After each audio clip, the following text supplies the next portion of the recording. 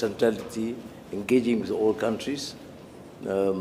We, of course, decided to come in a big team to show our sincere attempt to enhance a collaboration. There's enormous potential that you have in Russia. You have done so much. And it is to our benefit too, if we could share this and collaborate in all fields of endeavor. And you have shown your determination to be able to undertake difficulties and survive. And I think we would certainly benefit from this experience. This is my video update on this Wednesday, September the 4th. Let's talk about some news. Another coffee shop closes down in Nicosia. Gloria Jeans, which is, I believe, an Australian coffee chain. All right, let's go for a walk, I guess. No coffee. We'll get coffee afterwards. So let's talk about the Poltava missile strike. From what I understand, 2 Iskanders hit this communications training facility. And I talked about this in my video update yesterday. I mentioned that this appears to be a very big strike. A significant target was hit by the Russian military, and that's what has been confirmed today. Even the New York Times, they put out a story specifically on this Poltava missile strike, which means that this was, without a doubt, a significant target that the Russian military hit. And it was a facility, from what we are getting, where you had foreign instructors, Collective West instructors. Swedish is what I've been reading. Swedish, mostly, instructors were at this facility, and they were training Ukrainian military on communications, radars, drones, and stuff like that. And the Russian military, they sent 2 Iskander missiles at this facility, and a lot of casualties, in the hundreds. And the New York Times, they said that this attack on this facility has demoralized Ukraine. That is what the New York Times actually said in their article. An article dedicated just to this missile strike. That's how you know this was a big target that the Russians took out. They said this has demoralized Ukraine. The Elensky regime, however, is using this to lobby for more weapons, more money, more weapons, more air defense. There are no air defense, Patriot air defense to give Ukraine. Maybe they can give Ukraine another 1 or 2, I don't know. But they don't have any to give, the Collective West. Elensky used up the air defense systems in Kursk, right? He has air defense around Kiev to protect himself. But the other air defense batteries, they went to Kursk. The Russians have destroyed, 2 Patriot air defense systems in Kursk, maybe 3. The rest of Ukraine is completely exposed. The Russian military yesterday, they hit Lvov. And they took out, from what I understand, in Lvov, they took out a weapons storage facility where Poland was moving in weapons. Poland, Romania, they were moving in weapons into the west of Ukraine, and they were being stored at this facility, and the Russians just obliterated it because there are no air defense systems. And this is what the New York Times wrote in their article. No time to run. Russian missiles hit Ukraine city just after siren Sirens sound. More than 50 people were killed by 2 high-speed missiles that hit a military academy in the eastern city of Poltava, one of the most lethal Russian strikes in the war. The Russians also hit Sumy the other day, and Sumy is where the Russian military is trying to move resources into Kursk through Sumy, and the Russians hit Sumy as well. The Russian military is basically hitting anywhere and anything they want to hit in Ukraine, with the exception of Kiev. Well, they also hit Kiev, but it looks like Kiev is perhaps the last city which has some relative protection from Patriot systems, from air defense systems. But the rest of Ukraine is just exposed. It is exposed. Let me read you something that the New York Times says in their article. The first paragraph says, Russian missiles struck a military academy in eastern Ukraine on Tuesday, only minutes after air raid alarms blared, killing more than 50 people, wounding many others, and underscoring Moscow's superior firepower in one of the war's deadliest attacks. Ukraine's president said a hospital also was hit. Moscow's superior firepower. That's what the New York Times is saying. Moscow is running out of weapons. Russia is the second best military in Ukraine. Isn't that what Kirby and Blinken were telling us? Now it's Moscow's superior firepower. The New York Times also says in this article, the strike was a demoralizing blow to Ukraine, coming as its troops have been retreating from relentless Russian advances along the war's main front in the Donbass region. Ukraine troops, this one paragraph just gives it away. Ukraine troops retreating from the main front, not Kursk. Kursk is a sideshow, a PR sideshow, a failure to seize the nuclear power plant, which might have given Ukraine some sort of chance in this conflict or in negotiations with Russia. That failed.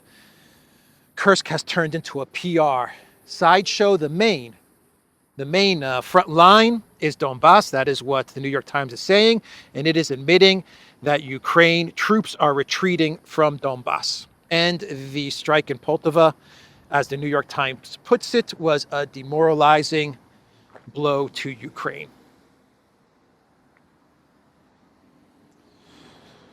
So that is the Poltava missile strike, as it is being reported on by the NYT. The Russian military, they hit the Sumy region from Simplicius the Thinker. Russian troops struck a concentration of Ukrainian equipment near Sumy, 7 units of cargo vehicles, 4 combat armored vehicles, 9 cars, and up to 80 Ukrainian forces fighters did not survive the missile strike. The strike on Lvov, I talked about that. A number of sources report that a strike was carried out on a house on Antonivska Street near school number 17. The Ukrainian armed forces used it as a warehouse for weapons transferred by the West. Preliminary info suggests 2 strikes were carried out on the object. So Ukraine did retaliate, if you want to call it that. They sent, I believe, missiles. I'm not sure if these were missiles or drones, but they hit a market in Donetsk, the Sokol market in Donetsk. 5 wounded, 3 killed. That was Ukraine's retaliation to everything that Russia is hitting. So let me read you what the Russian military said about Poltava. While the Russian Defense Ministry did not initially comment on the attack, it confirmed the strike in an update on Telegram on Wednesday. It said Russian forces had conducted a high-precision strike on the 179th Joint Training Center of the Armed Forces of Ukraine in the city of Poltava on September 3rd. The ministry added that foreign instructors had been preparing specialists in communications and electronic warfare at the facility, as well as operators of unmanned aerial vehicles participating in strikes on civilian targets on the territory of the Russian Federation. And the reports are, I can't confirm this, but the reports are that most of the Western instructors in Poltava that were hit by Russia were from Sweden. That's what many of the reports are claiming. Once again, I cannot confirm this 100%, but that's what we're getting. So let's now talk about the purge in Kiev. Elensky, he fired a whole lot of people. They were forced to resign. He fired them, whatever. He is purging his government. A lot of people in his government left. Vice Prime Minister left, the Minister of Strategic Industry left, the Minister of Justice, the Minister of Ecology, the head of State of Property, the deputy head of Elensky's office, the commander of drones. And the reason they are saying the commander of drones was removed is because of his family ties in Russia, which to me, that signals that they're preparing the way to can Syrsky, because everyone talks about how Syrsky has family in Ukraine. And look, Ukrainians have family in Russia, Russians have family in Ukraine. This is not uncommon. Actually, this is the norm for family to be in Russia and vice versa. But the reason, I believe, one of the reasons that they're putting this story out there is so that they can lay the groundwork to eventually say that Syrsky, he also has family in Russia, and we need to investigate Syrsky, so he has to leave as commander. I think that's one of the reasons that they're publicizing the canning of the drone commander, because of his family ties in Russia. They're going to use the same reasoning for Syrsky, and they're going to blame Syrsky for Kursk. That's my guess. Someone has to take the blame, even though Kursk was Elensky. From what I understand, it was Elensky. Talk that the CIA had a hand in the Kursk idea, the operation, NATO's involvement, but they're going to pin it on Syrsky. The reports say that Syrsky wasn't even brought into the Kursk operation, the planning of Kursk, until a couple of days before they greenlit the whole thing. But they're gonna blame Syrsky.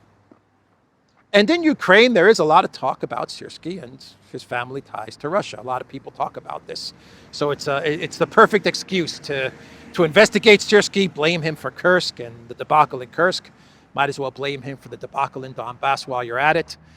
And Elensky's going to do just that. That's my thoughts on these firings. But the big firing, or resignation, forced resignation, comes in the form of the foreign minister, Mr. Kuleba.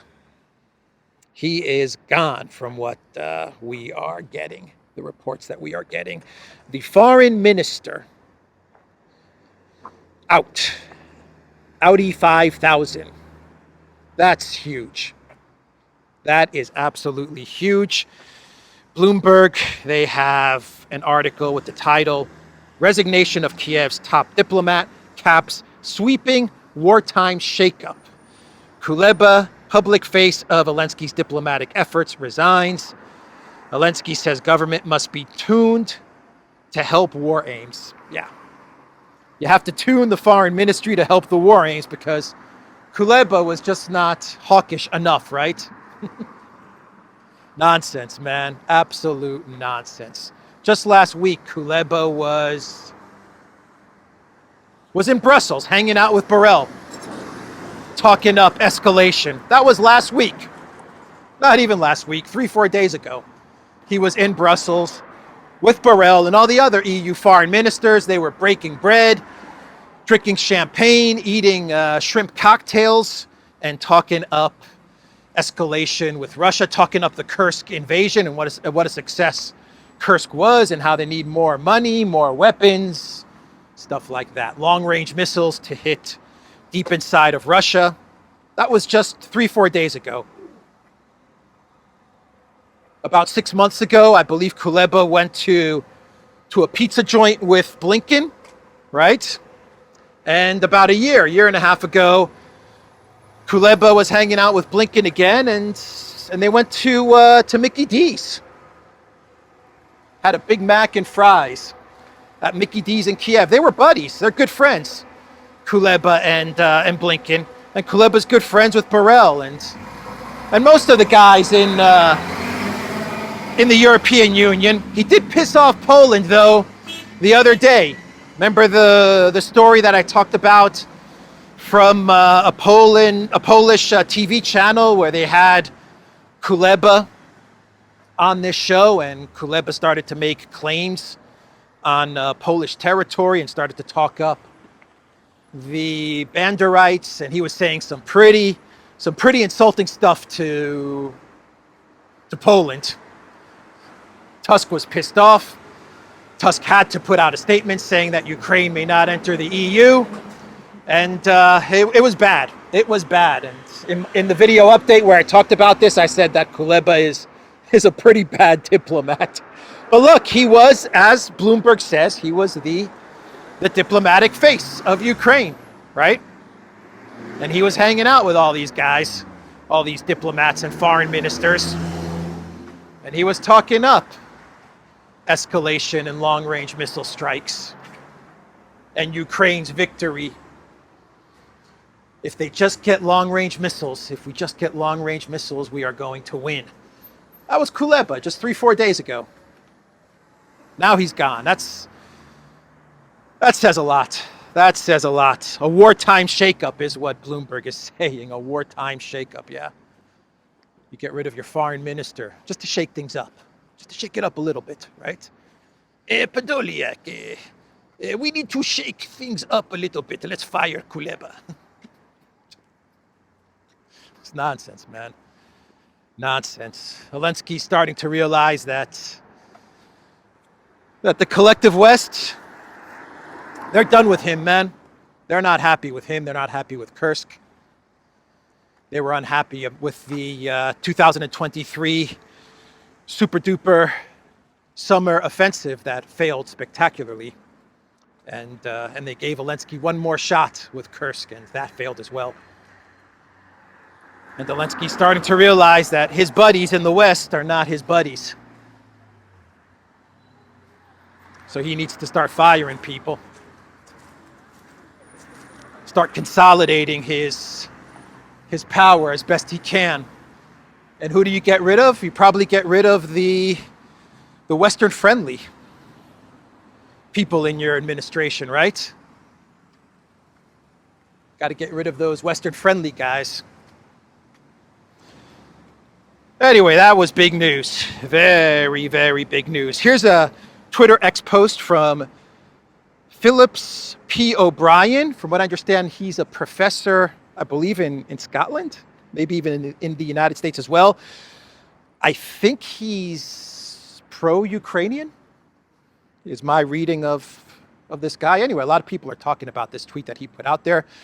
I believe because he was so pro-Ukraine, anti-Russian, and he was talking up Ukraine's victory, but it looks like he is starting to see the light. He put out a Twitter X post saying, sadly, Ukraine is learning what many other states and peoples have learned over the previous decades. The United States is not a reliable partner, ally, and almost never lives up to its rhetoric. Its foreign policy practitioners are a study in failure.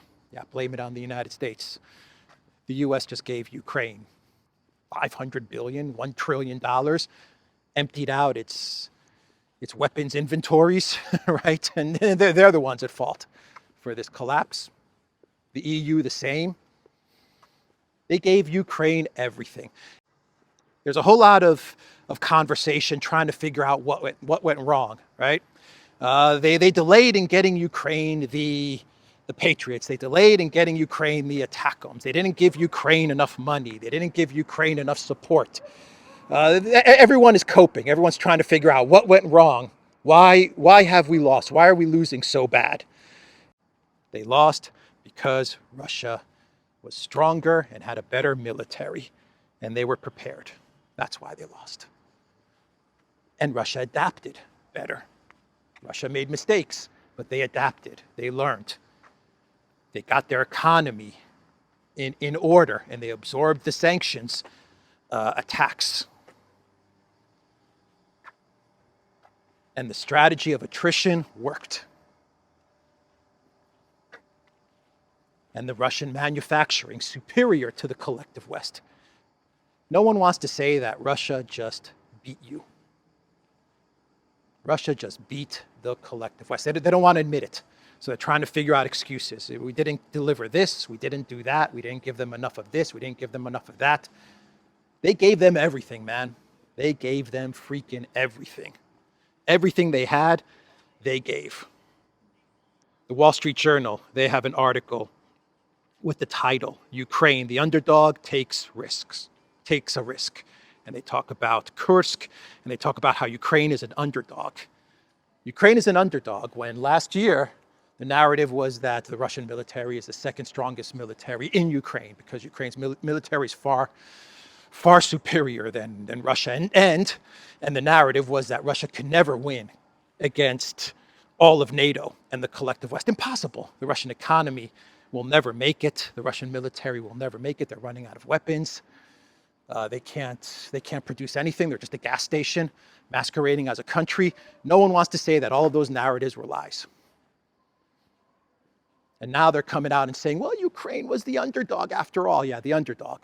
50 countries backing Ukraine, 16,000 sanctions against Russia. And Ukraine was the underdog. Anyway, that's the update there. Mongolia has explained why they did not arrest Putin. Mongolia has explained why they did not arrest Putin as per the orders of the ICC. And you want to know what Mongolia said? Mongolia said, we have good relations with Putin and Russia. Russia's our friend. We want to do business with Russia. That's what Mongolia said. We depend on Russian energy. Our people need Russian resources. Why would we arrest Putin? That's what they said. Logical stuff, man. If only Germany had said the same thing to Biden, if only Schultz had said the same thing to Biden when they had that press conference and Biden said, I'm going to blow up Nord Stream, or I'm going to take care of Nord Stream, whatever Biden said. We'll take care of Nord Stream when the reporter asked about Nord Stream. And Schultz just stood there quiet. What Schultz should have said is what Mongolia said. Look, Professor Joe, here's the deal. We need Russian energy. It's cheap. It's reliable.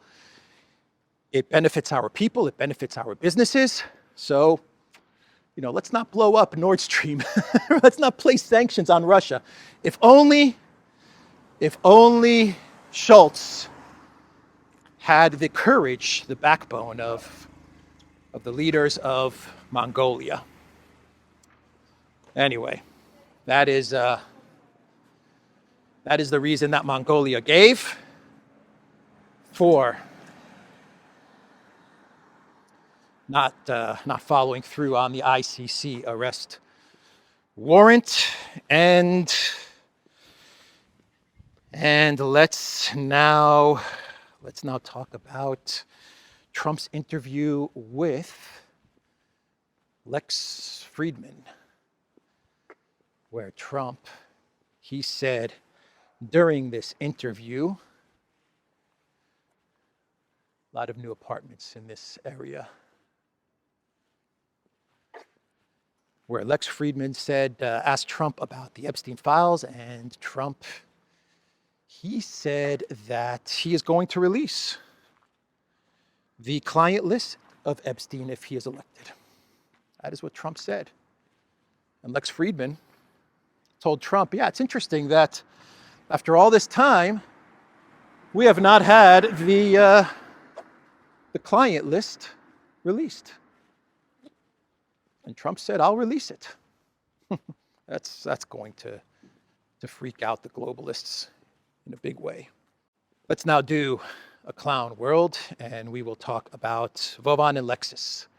And they pranked Bojo, Boris Johnson. Boris the clown was pranked by Vovan and Lexus, and they were pretending to be, as they called up Boris Johnson, the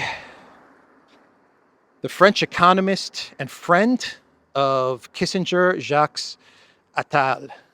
That's who they pretended to be as they called up Boris Johnson.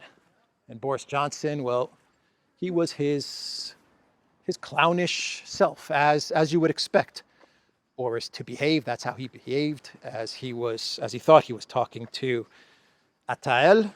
And Boris Johnson, he was in a bit of a panic because Project Ukraine is collapsing, and he wants more mobilization. That's what he told Vovan and Lexus. He says we need to mobilize more Ukrainians to send them to the front lines. Good guy, that Boris Johnson, huh? Never fought in a war. I don't think Boris has ever been in the military or fought in a war, but he wants more Ukrainians mobilized to fight so that Ukraine doesn't collapse. And then he was talking about ATACMS. We must give ATACMS. We need more and more ATACMS to go to Ukraine so that they can take out the Kerch Bridge. Obsessed with the Kerch Bridge. That was Boris Johnson. We have to take out the Kerch Bridge. If we take out the Kerch Bridge, then we destroy Putin. That is how Boris Johnson sees it in his itsy bitsy puny little head, little brain. He has a big head, but a small brain. Anyway, that's Boris Johnson pranked by Vovan and Lexus. And one more clown world from the Telegraph. They have an article with the title, "There Might Never Be a Better Time for China to Attack Russia. With everyone in Ukraine, there are probably only 2 men and a dog guarding Vladivostok."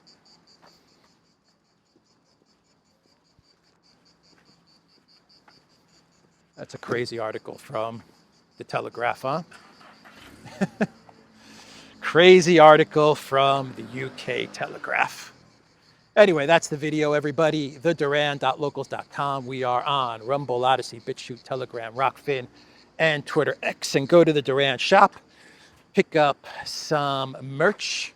You will find a link in the description box down below.